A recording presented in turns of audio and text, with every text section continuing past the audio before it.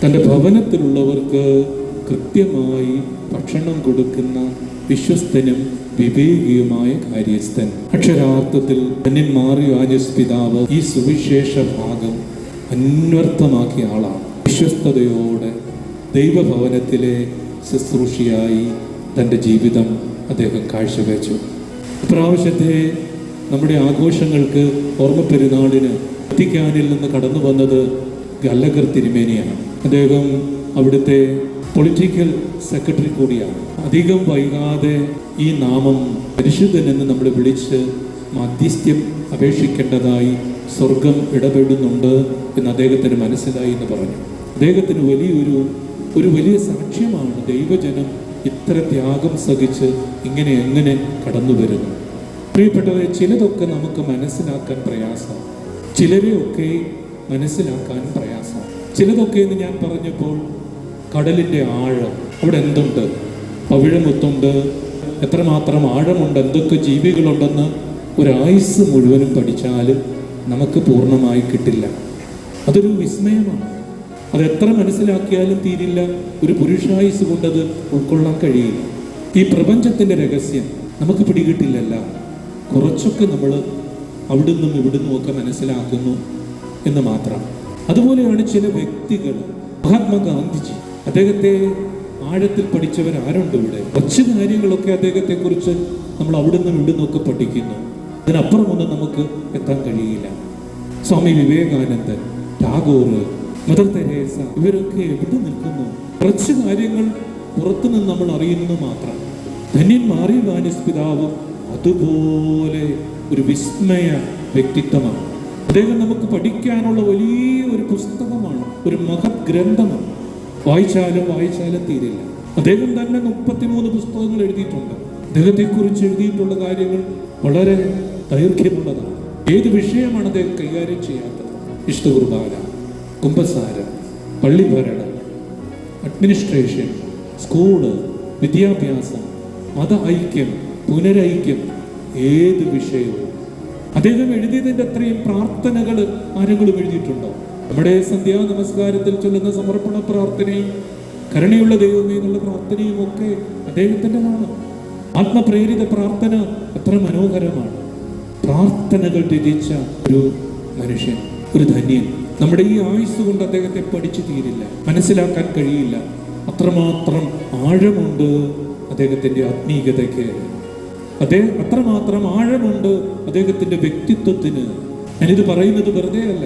എന്നെ വിസ്മയപ്പെടുത്തുന്നത് അദ്ദേഹം എങ്ങനെയാണ് ഒരു രാജ്യത്ത് ചെല്ലുമ്പോൾ, നമ്മുടെ രാജ്യത്തിൽ നിന്ന് അയർലൻഡിൽ ഡബിളിൽ ചെന്നപ്പോൾ എങ്ങനെയാണ് അവിടുത്തെ ഭരണാധികാരികളുമായിട്ട് ബന്ധപ്പെട്ടത്. അവിടുത്തെ രാജാവ്, അവിടുത്തെ മന്ത്രി എല്ലാം അദ്ദേഹത്തെ വിളിച്ച് സ്വീകരിക്കുകയാണ്. ഇംഗ്ലണ്ടിൽ അങ്ങനെയാണ്. ബർമിംഗ്ഹാം കൊട്ടാരത്തിലേക്കാണ് അദ്ദേഹത്തെ സ്വീകരിക്കുന്നത്. അവിടെ ചെസ്റ്റേർട്ടൺ തുടങ്ങിയ ആംഗ്ലേയ സാഹിത്യന്മാര് അദ്ദേഹത്തെ നോക്കി അത്ഭുതം കൂറി നിൽക്കുകയാണ്. ഓസ്ട്രേലിയയിൽ മെൽബണിൽ ഞാൻ ചെന്നപ്പോൾ അവിടെ സിഡ്നിയിൽ അദ്ദേഹം കപ്പലിറങ്ങിയ കാര്യം അവിടുത്തെ പത്രവാർത്തകളിൽ 100 വർഷങ്ങൾക്ക് മുമ്പ് വന്നു. ഒരു പേജ് മുഴുവനും അദ്ദേഹത്തെക്കുറിച്ചാണ്. അദ്ദേഹം ധരിച്ച വസ്ത്രം, ധരിച്ച മേൽപ്പാവ് എന്നൊക്കെ പറഞ്ഞ് കൃത്യമായി ഈ ധന്യനായ വിശുദ്ധനെ അപഗ്രഥനം ചെയ്യുകയായിരുന്നു. അമേരിക്കയിൽ ചെല്ലുമ്പോഴും അത് തന്നെ.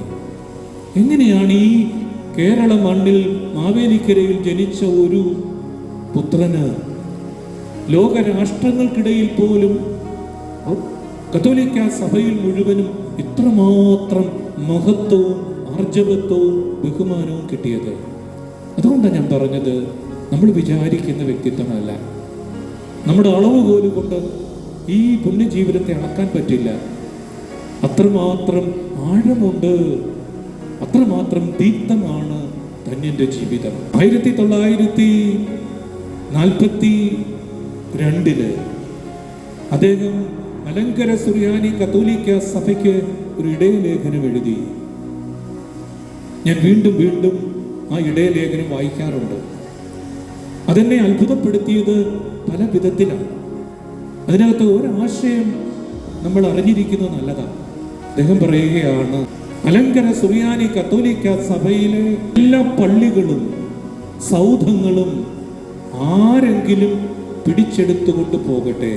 ഒരു പ്രശ്നവുമില്ല. നമ്മുടെ കുടിലുകളിൽ പ്രാർത്ഥനയുടെ തിരി കത്തിയാൽ മതി.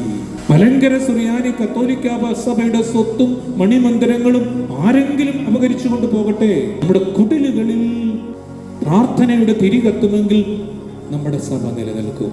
എത്ര മനോഹരമാണത്! കുടുംബത്തെക്കുറിച്ചാണ് പറയുന്നത്. കുടുംബത്തിൽ വിശ്വാസത്തിന്റെ തിരി കത്തണം. മറ്റൊന്നുമല്ല പ്രധാനപ്പെട്ട കാര്യമെന്നാണ് പറഞ്ഞു വയ്ക്കുന്നത്. കുടുംബത്തിൽ പ്രാർത്ഥന വേണമെന്നാണ്. കുടുംബത്തിൽ യാമനമസ്കാരം വേണം. കുടുംബത്തിൽ ഐക്യം വേണം. ഇത് 1942 ഇത് കത്തോലിക്ക സഭ, ആഗമാന കത്തോലിക്ക സഭ ഇതിനെക്കുറിച്ച് പഠിക്കുന്നത് 1960 ശേഷമാണ്. വത്തിക്കാൻ സുനഹദോസ് പറയുന്നു, സഭ ഗാർഹിക ദേവാലയമാണ്, കുടുംബം പള്ളിയാണ്, പള്ളിക്കുടമാണ്. എന്തൊക്കെ എത്രയോ വർഷം കഴിഞ്ഞിട്ടാണ് സഭ ഒരു വിശ്വാസ പ്രഖ്യാപനമായി വത്തിക്കാൻ കൗൺസിൽ നടത്തുന്നത്. അതിനെത്രയോ വർഷം മുമ്പ് നമ്മുടെ പിതാവ് പറഞ്ഞു, കുടുംബത്തിൽ വിശ്വാസത്തിന്റെ തിരി കത്തണം, അവിടെ ഐക്യം വേണം, അവിടെ യാമപ്രാർത്ഥനകൾ നടക്കണം. അത് സുറിയാനി പാരമ്പര്യമാണ്. ഇന്ന് പ്രിയപ്പെട്ടവരെ, അതിന് കുറച്ച് കൈമോശം വന്നിട്ടുണ്ട്. അത് തിരിച്ചു പിടിക്കണം. ആ വന്യപിതാവ് ഈ അനുസ്മരണ ദിവസത്തിൽ നമ്മോട് പറയുകയാണ്, നമ്മുടെ കുടുംബത്തിൽ സന്ധ്യാനമസ്കാരവും പ്രഭാത നമസ്കാരവും ഇല്ലെങ്കിൽ അത് തിരിച്ചു പിടിക്കണം. നമ്മുടെ സ്വത്താണത്, അത് നിലനിൽക്കുന്നതാണ്. അതാണ് കുടുംബത്തിൻ്റെ ഐശ്വര്യം. കുടുംബമാണ് നമ്മുടെ സമൂഹത്തിൻ്റെ അടിസ്ഥാനം. ചെറു സമൂഹം 1925 വന്യപിതാവ് മെത്രാനായി നിരണത്ത് വെച്ച് അഭിഷേകം ചെയ്യപ്പെടുന്നത്. 1925 തന്നെയാണ് ബഥനി സന്യാസിനി സമൂഹം സ്ഥാപിതമാകുന്നത്. വന്യപിതാവ് മെത്രാനായിട്ട് ഈ വർഷം 100 വർഷം പൂർത്തിയാകുന്നു. സെന്റിനറി 100 വർഷം ജീവിച്ചിരുന്നെങ്കിൽ ഇന്ന് 100 വർഷം പൂർത്തിയാകുമായിരുന്നു. തൻ്റെ ആദ്യത്തെ എപ്പിസ്കോപ്പൽ മെത്രാനായി അദ്ദേഹം നടത്തിയ പ്രസംഗത്തിൽ പറഞ്ഞ കാര്യമാണ് ഞാനിപ്പോൾ പറയാൻ പോകുന്നത്. ആദ്യ പ്രസംഗത്തിൽ പിതാവ് പറയുകയാണ്, പുരാതന സുറിയാനി സഭയായിരുന്ന നമ്മൾ ഇപ്പോൾ നമ്മുടെ കൂട്ടായ്മയിൽ ആദ്യമുണ്ടായിരുന്ന ഐക്യമില്ല. പുരാതന സുറിയാനി പൈതൃകം കാത്തു സൂക്ഷിക്കുന്ന നമ്മുടെ സഭയിൽ ഇപ്പോൾ ആദ്യം നമ്മൾ കാത്തു സൂക്ഷിച്ച ഐക്യമില്ല. കേസും വഴക്കും തമ്മിൽ കാലുവാരലുമൊക്കെ നടന്ന കാലത്താണ് ഈ പിതാവ് മെത്രാനാകുന്നതെന്ന് ഓർക്കണം. തൻ്റെ ഇടത്തോട് തൻ്റെ ആദ്യത്തെ കന്നി പ്രസംഗത്തിൽ പറഞ്ഞു, ഈ ഐക്യം തിരിച്ചു പിടിക്കണം. രണ്ടാമത് പറയുകയാണ്, നമ്മുടെ ഒരു കുറവ് ഭക്തിയുടെ കുറവാണ്. നമ്മുടെ ഭക്തി കുറഞ്ഞു പോയി. അതിനെയാണ് പിന്നീട് പിതാവ് നല്ല വാക്കുകളിൽ ദൈവസമ്പാദനം എന്നൊക്കെ വിളിച്ചത്, ദൈവസമ്പാദനം അത്യുത്വം എന്നൊക്കെ വിളിച്ചത്. പക്ഷെ ആദ്യമേ ഇത് പറഞ്ഞു വെച്ചു, നമ്മുടെ കുടുംബങ്ങളിൽ, നമ്മുടെ സഭയിൽ ഐക്യം വേണം. എവിടെ അനൈക്യമുണ്ടോ അവിടെ ദൈവമില്ല. ദൈവത്തിന്റെ ഏറ്റവും വലിയ ലക്ഷണം എന്ന് പറയുന്നതും ഐക്യം തന്നെയാണ്. പിതാവ്, പുത്രനും പരിശുദ്ധാത്മാവും കൂടിച്ചേരുന്ന ഐക്യമാണ് ദ പെർഫെക്റ്റ് കമ്മ്യൂണിയൻ. ഈ ഐക്യത്തിലാണ് ദൈവമുള്ളത്. എവിടെ അനൈക്യമുണ്ടോ അവിടെ ദൈവമില്ല. അവിടെ സാത്താൻ പ്രവർത്തിക്കും, പിശാച് പ്രവർത്തിക്കും. അന്തഛിദ്രമുള്ള ഭവനം നിലനിൽക്കില്ല, അന്തഛിദ്രമുള്ള രാജ്യം നിലനിൽക്കില്ല. ലൂക്കായുടെ സുവിശേഷത്തിൽ നമ്മൾ വായിക്കുന്നത് അങ്ങനെയാണ്. അവിടെ കുടുംബത്തിൽ ഐക്യമില്ലെങ്കിൽ അത് ഛിന്ന ഭിന്നമാകും, തകരും. അവിടെ പ്രവർത്തിക്കുന്നത് പിശാചാണ്. വൈദിക സമൂഹത്തിൽ ഐക്യമില്ലെങ്കിൽ അവിടെ പ്രവർത്തിക്കുന്നത് സാത്താനാണ്. ദൈവജനത്തിന്റെ ഇടയിൽ ഐക്യമില്ലെങ്കിൽ അവിടെ പ്രവർത്തിക്കുന്നത് ദൈവമല്ല. ദൈവം ഐക്യമുള്ളിടത്ത് ഇറങ്ങി വരും. എൻ്റെ നാമത്തിൽ 1 or 2 പേർ എവിടെ കൂടിയാലും ഞാൻ അവരുടെ മധ്യേ വരുമെന്ന് വാഗ്ദാനം ചെയ്ത ദൈവം, ഐക്യത്തിന്റെ ദൈവം. അതുകൊണ്ടാണ് പിതാവ് പ്രാർത്ഥിച്ചത്, പിതാവേ എല്ലാവരും ഒന്നാകാൻ വേണ്ടിയാണ് ഞാൻ പ്രാർത്ഥിക്കുന്നത്. പിതാവിന്റെ കബറിടത്തിൽ കുറിച്ചു വെച്ചിരിക്കുന്ന ആപ്തവാക്യവും അത് തന്നെയാണ്. എല്ലാവരും ഒന്നാകുക, ഒരു തൊഴുത്തും ഒരു ഇടയനുമാകുക. കുടുംബത്തിൽ പിതാവും മാതാവും മക്കളും ഐക്യത്തിൽ, പ്രാർത്ഥനയിൽ, സ്നേഹത്തിൽ ജ്വലിച്ചു നിൽക്കുക. ഈ ഒരു വലിയ സന്ദേശം നമ്മുടെ മനസ്സിൽ അരക്കിട്ടുറപ്പിക്കണം. ഇത് കുറച്ചൊക്കെ നമുക്ക് കുടുംബങ്ങളിലും സഭയിലും നഷ്ടപ്പെട്ടുകൊണ്ടിരിക്കുന്ന കാലമാണ്. എതിർ സാക്ഷ്യങ്ങൾ സഭയിൽ ഉണ്ടാകുന്ന ഒരു സമയമാണ്. വന്യപിതാവിന്റെ ജീവിതം വീണ്ടും നമ്മൾ അവലോകനം ചെയ്യുമ്പോൾ അദ്ദേഹത്തിന്റെ വിദ്യാഭ്യാസ ദർശനം അത് വളരെ വ്യത്യസ്തമായിരുന്നു. പിതാവിന്റെ വിദ്യാഭ്യാസ ദർശനം നമ്മൾ പഠിക്കുകയാണെങ്കിൽ നമ്മളെ അത്ഭുതപ്പെടുത്തും. അദ്ദേഹം പറഞ്ഞു, ആദ്യം പള്ളിക്കൂടം പിന്നെ പള്ളി. ഇത് ചാവറ പിതാവിനെ കുറിച്ച് നമ്മൾ പറയുന്നെങ്കിലും നമ്മുടെ പിതാവിന്റെ വാക്യം കൂടിയാണിത്. ആദ്യം പള്ളിക്കൂടം പിന്നെ പള്ളി. എന്താണ് പിതാവ് ഇത് പറയാൻ കാരണം എന്നറിയാമോ? പിതാവ് വളർന്ന ജീവിച്ച കാലത്ത് ഇവിടെ അടിമത്തം ഉണ്ടായിരുന്നു, ഇവിടെ വർണ്ണവിവേചനം ഉണ്ടായിരുന്നു, ജാതി വ്യത്യാസം ഉണ്ടായിരുന്നു, സാംസ്കാരികമായ അധപ്പതനങ്ങൾ ഉണ്ടായിരുന്നു. ഇതെല്ലാം കണ്ടുകൊണ്ട് പിതാവ് ചിന്തിച്ചു. കാരണം പിതാവ് പഠിച്ചവനാണ്, അന്ന് MA എടുത്ത ഒരു വൈദികനാണ്, സെറാംപൂരിൽ പ്രൊഫസറായിരുന്നു, സന്യാസത്തിലൂടെ ദൈവിക ജ്ഞാനം കരസ്ഥമാക്കിയ ആളാണ്. അദ്ദേഹം തിരിച്ചറിഞ്ഞു, യഥാർത്ഥത്തിൽ സംസ്കരണം, രൂപീകരണം നടക്കണമെങ്കിൽ നല്ല വിദ്യാഭ്യാസം കൊടുക്കണം, നല്ല അറിവ് കൊടുക്കണം. ഇന്ന് മാർ ഇവാനിയോസ് കോളേജ് തിരുവനന്തപുരം ലോക പ്രശസ്തി ആർജിച്ചു നിൽക്കുന്നു. നാസായിലും സിലിക്കോൺ വാലിയിലും ഒക്കെ അവിടെ പഠിച്ച ആളുകളുണ്ട്, ശാസ്ത്രജ്ഞന്മാരായിട്ട്. ഈ കഴിഞ്ഞ ദിവസം തിരുവനന്തപുരം ലോകത്തെ ഏഷ്യയിലെ ഏറ്റവും വലിയ സ്കൂളായ സെന്റ് മേരീസ് സ്കൂളിൽ ഞാൻ ഒരു അനുസ്മരണ പ്രസംഗം നടത്താൻ ചെന്നു. ആ സ്കൂളിന്റെ ചരിത്രം അറിയണം, വളരെ വ്യത്യസ്തമാണ്. ധന്യന്മാർ ഇവാനിയോസ് പിതാവ് സർ CP രാമസാമ അയ്യരിൽ നിന്ന് വാങ്ങിച്ചതാണ്. അദ്ദേഹത്തിന്റെ ഷഷ്ഠ്യബ്ദ പൂർത്തിക്ക് അദ്ദേഹത്തെ ആ ക്യാമ്പസിൽ വിളിച്ചു വരുത്തി. അവിടെ സ്കൂളില്ല, അന്ന് ഒരു പറമ്പ് മാത്രം. ഒരു ഹൈന്ദവ സഹോദരനെ വിളിച്ചു വരുത്തി, അത് സാഘോഷം കൊണ്ടാടി. ശത്രുവായിരുന്ന ദിവാൻ മിത്രമായി.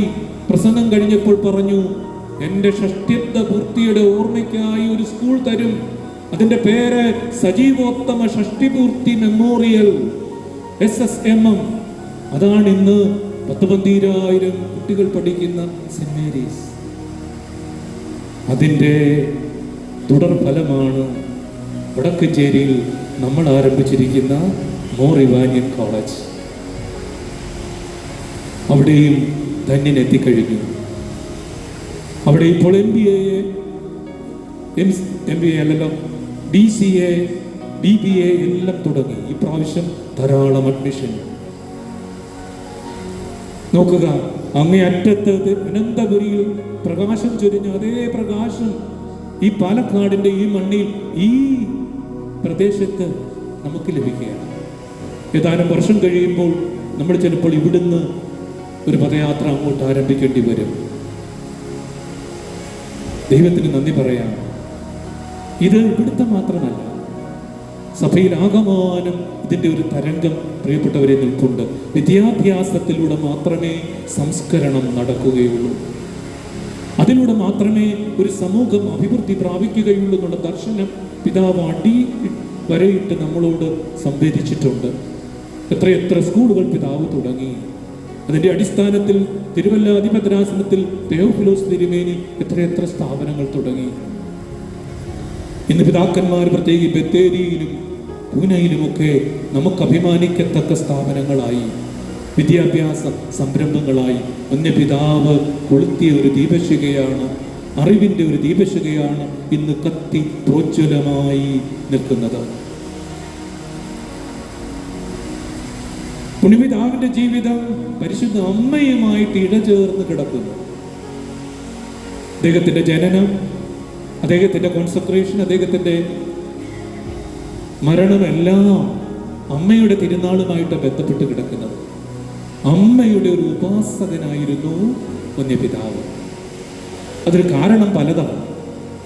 അദ്ദേഹത്തിന്റെ പ്രിയപ്പെട്ട വത്സല മാതാവ് അമ്മയ്ക്ക് ഈ പുത്രനെ സമർപ്പിച്ചു. ജനിച്ചപ്പോൾ തന്നെ ഇവനെ ഒരു വൈദികനാക്കണം, പുരോഹിതനാക്കണമെന്ന താല്പര്യത്തോട് സമർപ്പിച്ച ഒരു കുഞ്ഞാണത്. അതുകൊണ്ട് അമ്മ, പരിശുദ്ധ അമ്മ എന്നുള്ള വികാരം എപ്പോഴും പിതാവിൽ രൂഢമൂലമായിരുന്നു. അതുകൊണ്ടാണ് അദ്ദേഹം വളരെ സ്നേഹമസൃണമായ ഭാഷയിൽ പരിശുദ്ധ അമ്മയെ വിളിച്ച് പ്രാർത്ഥിച്ചത്, തമ്പുരാനെ പെറ്റ എൻ്റെ അമ്മച്ചി. ഇത് സഭയിൽ ഏതെങ്കിലും പിതാക്കന്മാർ വിളിച്ചിട്ടുണ്ടോ ഇങ്ങനെ? എൻ്റെ തമ്പുരാനെ പെറ്റ എൻ്റെ അമ്മച്ചി എന്ന് പറയണമെങ്കിൽ അത് ഹൃദയത്തിൽ കത്തിജ്വലിക്കുന്ന ആഴപ്പെട്ട ഒരു സ്നേഹമായിരിക്കണം. അദ്ദേഹം തന്നെയാണ് വിളിച്ചത്, പുനരൈക്യത്തിന്റെ മാതാവേ. ഇത് മറ്റൊന്നും രേഖപ്പെടുത്തിയിട്ടില്ലല്ലോ. നമ്മുടെ സഭയുടെ ചരിത്രത്തിൽ അതുണ്ട്, പുനരൈക്യത്തിന്റെ മാതാവേ എന്ന് നമ്മുടെ അപേക്ഷയിൽ ഒരു പ്രാർത്ഥന അദ്ദേഹം ചേർത്ത് വെച്ചു. വീണ്ടും അദ്ദേഹം കത്തോലിക്ക സഭയിൽ ചേർന്ന നിമിഷം മുതൽ കത്തോലിക്ക സഭയുടെ പൊതു ഭണ്ഡാരത്തിലെ നന്മയായ ജപമാല പ്രാർത്ഥന അദ്ദേഹം എടുത്തു. കുരിശിന്റെ വഴി എടുത്തു, ലീജിയൻ ഓഫ് മേരി എടുത്തു. അതൊക്കെ നമുക്ക് സാഹചര്യങ്ങൾ അനുസരിച്ച് നമ്മുടെ ഭക്താഭ്യാസങ്ങളാക്കണമെന്ന് നിർദ്ദേശിച്ചു കൽപ്പനയും എഴുതി. നമ്മുടെ ആരാധനക്രമം അതുപോലെ നമ്മൾ കാത്തു സൂക്ഷിക്കുമ്പോൾ നമുക്ക് ഭക്തി നൽകുന്ന മറ്റ് കാര്യങ്ങൾ കത്തോലിക്ക സഭയുടെ പൊതു ഭണ്ഡാരത്തിൽ നിന്ന് എടുക്കണമെന്ന് അദ്ദേഹം കൽപ്പന എഴുതി അറിയിച്ചു. ജപമാല ചൊല്ലി.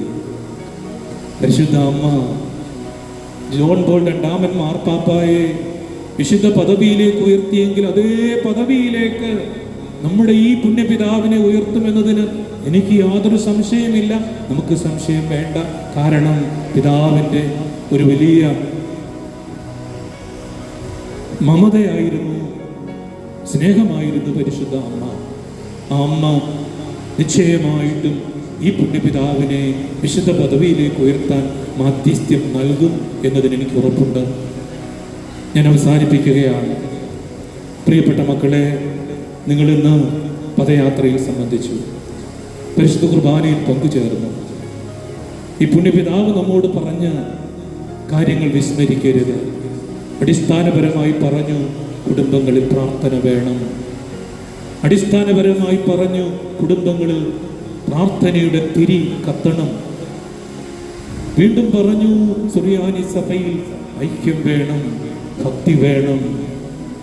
നമ്മുടെ കുഞ്ഞുങ്ങളെ ഉന്നതമായ വിദ്യാഭ്യാസ സംസ്കാരത്തിൽ വളർത്തിയെടുക്കണം. പരിശുദ്ധ അമ്മയോട് ചേർന്നിരിക്കണം. ഇതിൻ്റെ എല്ലാം സത്തയായ കീവേഡ് എന്താണ്? ദൈവസമ്പാദനമാണ്. ദൈവത്തെ സമ്പാദിക്കുക. ഒരു പക്ഷേ നമ്മൾ പിതാവിൻ്റെ ജീവിതം വായിക്കുമ്പോൾ മനസ്സിലാക്കാത്ത ഒരു കാര്യമുണ്ട്. നമ്മുടെ കർത്താവായ യേശു ക്രിസ്തു ഗെത്സെമനിൽ ഒറ്റപ്പെട്ട് രക്തം വിയർത്ത് പ്രാർത്ഥിച്ച ഒരു മുഹൂർത്തമുണ്ട്. ശിഷ്യന്മാരോട് ചോദിക്കുന്നു, 1 മണിക്കൂറെങ്കിലും, 1 നിമിഷമെങ്കിലും ഉറങ്ങാതെ എന്നോടൊപ്പം ഇരുന്ന് പ്രാർത്ഥിച്ചുകൂടെ? ഏതാനും നിമിഷം കഴിയുമ്പോൾ താൻ ഒറ്റിക്കൊടുക്കപ്പെട്ടുമെന്ന് അവിടത്തേക്ക് അറിയാമായിരുന്നു. ഇതുപോലെ ഒരു ഗെത്സെമൻ അനുഭവം വന്യപിതാവിന്റെ ജീവിതത്തിലുണ്ട്.